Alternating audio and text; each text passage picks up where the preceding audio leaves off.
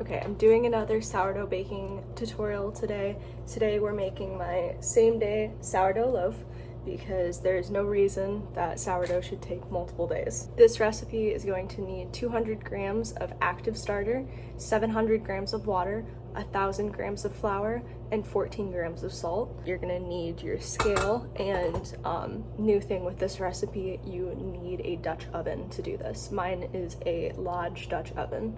Also, if you have parchment paper, it's gonna make your life a lot easier. I have my bubbly starter here. I fed it last night. I do a 1:1:1 ratio. I'm gonna add 200 grams of starter in. Then I'm gonna add 700 grams of filtered water. I have my water and my sourdough, and I'm gonna stir it in until it's got a milky white consistency. Now I have some all-purpose flour, and I'm gonna pour in 1,000 grams. I'm gonna get a smaller bowl or the lid of my mason jar, and I'm gonna measure out 14 grams of salt and sprinkle that on top. I'm gonna start mixing it by hand so I don't overwork it in my stand mixer.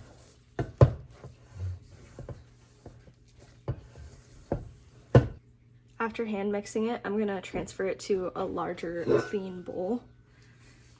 I sprayed it down with Pam. You will notice that the dough at this point is still a little chunky. That is exactly what we're looking for. That'll clear itself up.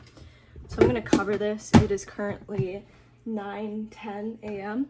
and I'm gonna leave this to sit on the counter until 10 a.m. and we're gonna do some stretch and folds. It is now a little after 10 and we are gonna do stretch and folds. Now that sounds complicated if you've never made sourdough before. However, it's literally exactly what it sounds like, and we're only gonna do it this one time. Okay, with slightly wet hands, I'm gonna take the dough, I'm gonna shake it like this, and I'm gonna fold it over itself. I'm gonna take the dough over here and fold it over itself. So I'm stretching it out, then I'm folding it in.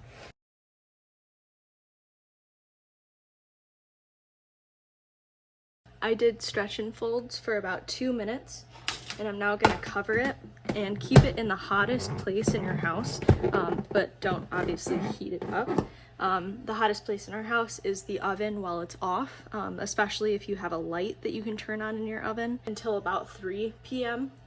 Until it gets kind of a smooth top to it. Hello, it is now 3 o'clock and we are ready to pour out our dough on the counter and get it cooking. So I currently have the oven preheating at 450 degrees and the Dutch oven is in the oven preheating at the same time. Okay, so I have some flour and I'm just gonna spread some flour on the counter, just a thin layer. And I'm gonna take my dough. Currently looks like this. It's got a flat top and it's still pretty sticky and it smells like sourdough. There's some bubbles forming as well. And I'm gonna pour it out. Okay, at this point, I'm gonna cut my dough in half.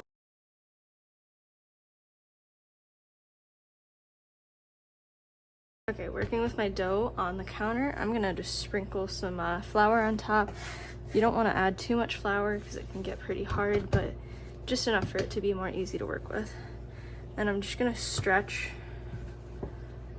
the sides of it. And some more flour. Stretch the sides of it out into just a square shape, and then I'm gonna take the sides and fold it in on itself like this. Then I'm gonna rotate it,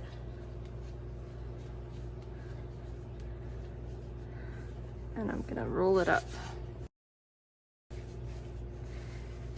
then I'm gonna start folding it in on itself like this, kind of in a candy cane like motion. Okay, now that I've finished that one, I'm just gonna put it off to the side over here.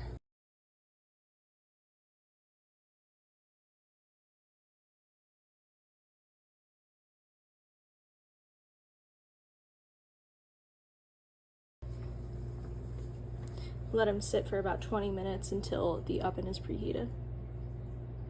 It's been 20 minutes, and I am now gonna do the last set of stretch and folds.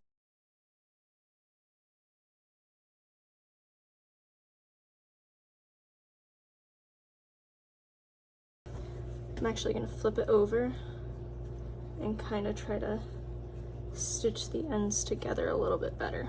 Now that I've shaped that, I'm gonna go ahead and score it however you want.